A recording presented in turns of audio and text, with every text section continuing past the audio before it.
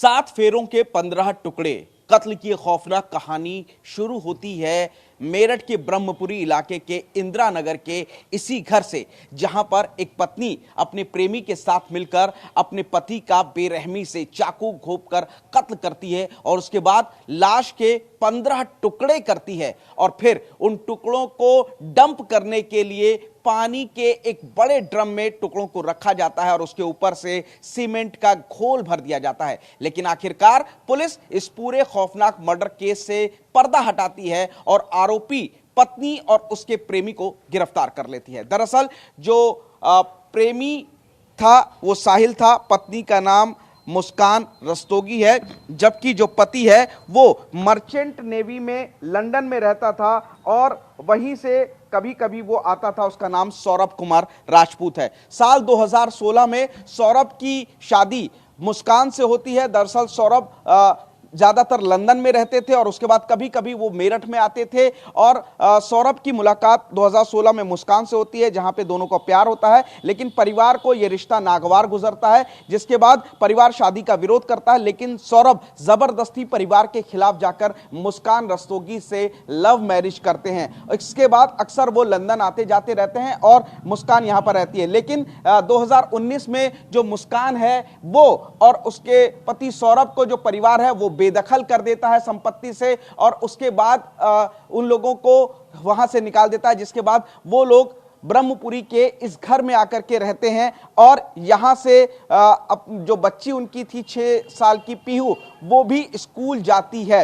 2022 में इस पूरी कहानी में ट्विस्ट तब आता है जब स्कूल के बाहर मुस्कान की मुलाकात एक साहिल नाम के शख्स से होती है और दोनों के बीच में प्यार परवान चढ़ता है। अक्सर ये दोनों घर पे मिलते थे, दोनों के बीच में शारीरिक संबंध बनते हैं और इसके बाद जो साहिल था वो मुस्कान के ऊपर शादी करने का दबाव डालने लगता है। इसके बाद रची जाती है एक खौफनाक साजिश। मुस्कान अपने पति के कत्ल की रचती है और जब 25 फरवरी को मुस्कान का जन्मदिन था तो 24 फरवरी को बर्थडे मनाने के लिए सौरभ लंदन से यहां मेरठ आता है। दोनों इसी घर में रहते हैं और उसके बाद 4 मार्च की रात को मुस्कान खाने में कुछ नशीला पदार्थ अपने पति सौरभ को दे देती है, जिसके बाद वो तुरंत सो जाता है और उसके बाद जो है वो अपने जो बॉयफ्रेंड आशिक साहिल को यहां पर बुलाती है और उसके बाद पहला चाकू मुस्कान खुद अपने हाथ से अपने पति सौरभ के सीने में मारती है। पति सौरभ मर जाता है, जिसके बाद अपने आशिक के साथ मिलकर वो डेड बॉडी को बाथरूम में ले जाते हैं। वहां पर दोनों लाश के 15 टुकड़े करते हैं और लाश को डंप करने के लिए एक बड़ा सा पानी का ड्रम लाते हैं, उसमें टुकड़ों को रखा जाता है और उसके बाद उसमें सीमेंट का घोल भर देते हैं। इसके बाद अगले दिन सुबह अपनी बेटी पीहू को जो मुस्कान थी वो अपनी मां के घर छोड़ के आ जाती है और उसके बाद साहिल और मुस्कान ये दोनों मनाली और शिमला चले जाते हैं, जहां पर वो दोनों एक मंदिर में शादी भी करते हैं। इसी दौरान पैसे खत्म हो रहे होते हैं। जब पैसे 6 लाख रुपए सौरभ के अकाउंट में थे, लेकिन वो पैसा निकाल नहीं पाती है मुस्कान और इसी दौरान अपने इंस्टाग्राम से तमाम घूमने के फोटोज को वो सोशल मीडिया पर अपलोड करती है और इसके अलावा जो व्हाट्सएप के जरिए भी सौरभ के मोबाइल से लोगों को जवाब देती है ताकि लोगों को लगे कि सौरभ उसके साथ ही है। इस वक्त इलाके के लोग, पड़ोसी हमारे साथ मौजूद हैं। क्या पता लगा आपको जब ये हत्या हुई, पुलिस यहाँ पर पहुंची तो? भैया कुछ नहीं पता, जब पुलिस आई जब ही पता चला हमें तो। अच्छा, कि ऐसा हो गया। किसी को यकीन ही नहीं आ रहा था कि ऐसा कुछ हो गया होगा।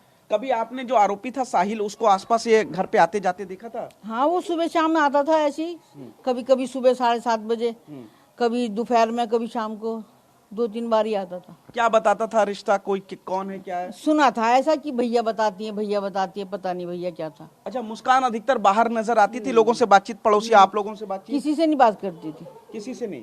कब से रह रहे थे बताते? करीब 3 साल हो गया। हाँ, उनके मकान में ही रहती है, पहले ऊपर रहती थी फिर नीचे आके रहने लगी थी। अच्छा, बस वो तो उनके मकान मालिक को पता होगा, देखो।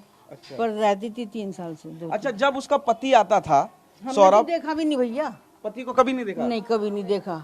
अच्छा, वो तो कल फोटो में जब दिखाया कैमरे में उन्होंने, तब पता चला।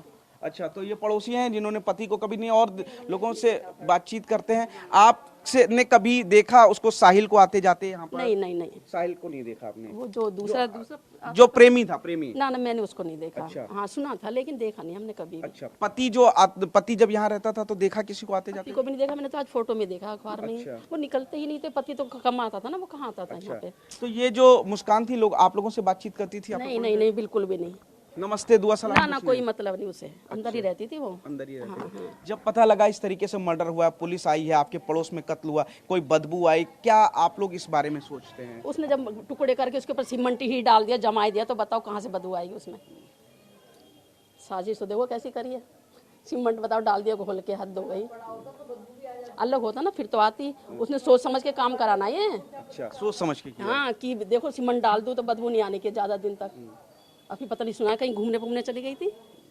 तो आप लोगों से बातचीत नहीं करती? नहीं नहीं, वो किसी से भी नहीं करती थी।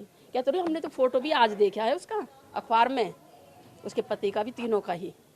तो जाहिर तौर पर ये पड़ोसी हैं जिनका कहना है कि किसी से बातचीत नहीं करती थी। एक पड़ोसी का कहना है कि उन्होंने साहिल को आते जाते कई बार देखा, जो अपने आप को भाई बताता था, लेकिन मुस्कान पास पड़ोस में रहने वाले किन्हीं लोगों से बातचीत नहीं करती थी। तो इलाके के लोग भी हैरान हैं कि किस तरीके से साजिश रची गई, किस तरीके से प्रेमी के साथ मिलकर के अपने ही पति का कत्ल किया और उसके बाद 15 टुकड़े लाश के किए गए और उसको छुपाने के लिए ड्रम में रखकर ऊपर से सीमेंट का खोल कर दिया। फिलहाल पुलिस ने पत्नी और उसके आशिक को गिरफ्तार कर लिया है।